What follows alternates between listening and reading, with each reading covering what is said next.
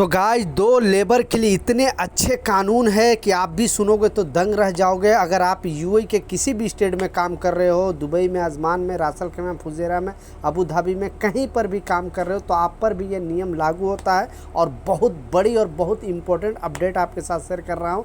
बहुत बड़ी खुशखबरी है।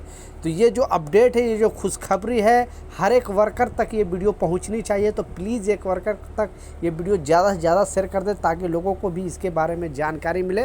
क्योंकि यूएई गवर्नमेंट ने, दुबई सरकार ने इतनी अच्छी कानून बनाई है कि आप भी सुनोगे तो बोलोगे कि हाँ, आखिरकार ये पहले बननी चाहिए था कानून, लेकिन देर से आया दुरुस्त आया। बहुत इंपॉर्टेंट अपडेट है। तो चलिए स्टार्ट करता हूँ, बताता हूँ अपडेट के बारे में। तो चैनल पर नए हो तो चैनल को सब्सक्राइब जरूर कर ले। और आपने टाइटल और थंबनेल में बिल्कुल सच पढ़ा है और लोगों के साथ ज़रूर ये वीडियो शेयर करना।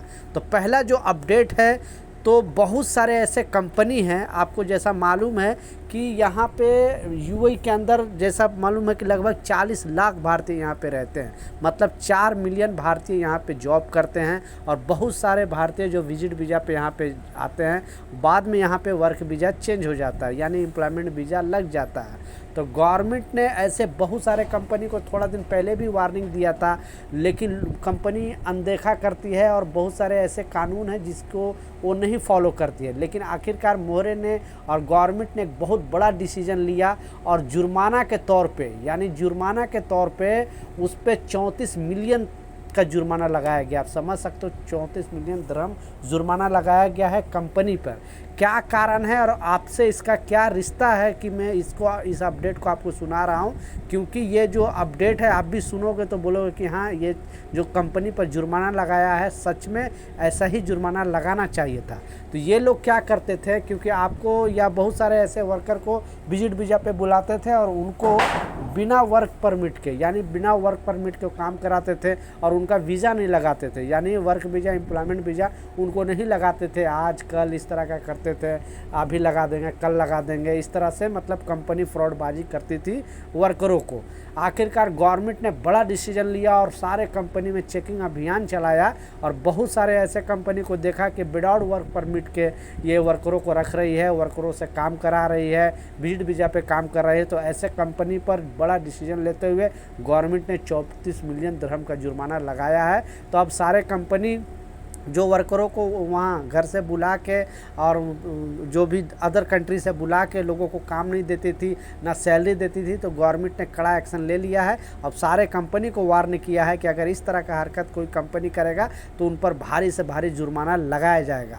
तो ये जो कानून है, ये जो अपडेट है, सच में वर्करों के लिए बहुत बड़ी अपडेट है और बहुत बड़ी खुशखबरी है। अपना राय नीचे कमेंट सेक्शन में ज़रूर लिखना। दूसरा जो इम्पोर्टेंट अपडेट है, वो भी लेबर के लिए, वर्करों के लिए बहुत बड़ी अपडेट है।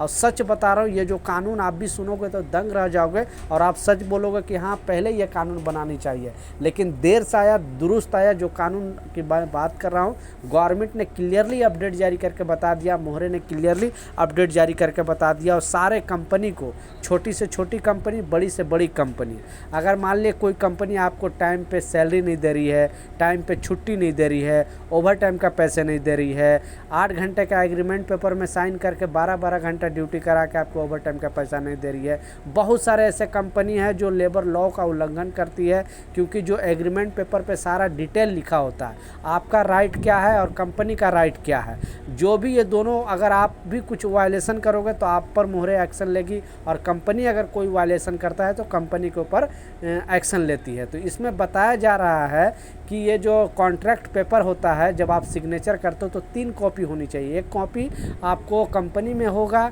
दूसरा कॉपी मोहरे के पास होगा, तीसरा कॉपी आपके पास होगा।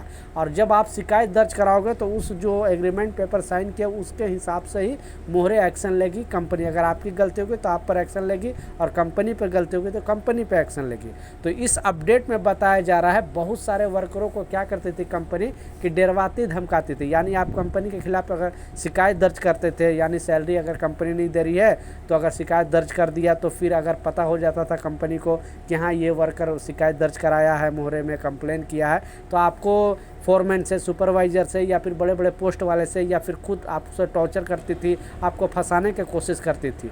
लेकिन मोहरे ने और गवर्नमेंट ने क्लियरली अपडेट जारी करके बता दिया है कि अगर कोई भी कंपनी वर्करों के साथ अगर ज्यादती करती है, यानी आपने कंप्लेन किया और आप पर एक्शन ले रही है, या किसी से टॉर्चर करा रही है, या फिर आपका वीज़ा कैंसिल करने की बात कर रही है, या फिर आपका वीज़ा कैंसिल कर दे रही है, और आपको अगर इस रीज़न के तहत आपका वीज़ा कैंसिल कर दिया गया कि आपने कंपनी के खिलाफ शिकायत दर्ज किया था, कंपनी सैलरी नहीं दिया था इसके लिए, या ओवर टाइम नहीं दिया था, या छुट्टी नहीं दिया, तो उस कंपनी के खिलाफ गवर्नमेंट और मोहरे ने क्लियरली बता दिया है कि उसमें जांच करेगी। यानी आपने कंप्लेन करेगा कि हाँ इस रीज़न मैंने कंप्लेन किया था और मेरा वीज़ा कैंसिल कर दिया है कंपनी, तो उस कंपनी के खिलाफ मोहरे जांच करेगी, और जांच में अगर पाया जाता है कि हाँ इस वजह से, यानी इस रीज़न के वजह से वर्करों को निकाला गया है, तो उस कंपनी पे मिनिमम जो जुर्माना है 20,000 दिरहम जुर्माना लगाया जाएगा। ठीक है, 20,000 दिरहम जुर्माना लगाया जाएगा, और फिर कंपनी पर भी बड़ा एक्शन लिया जाएगा।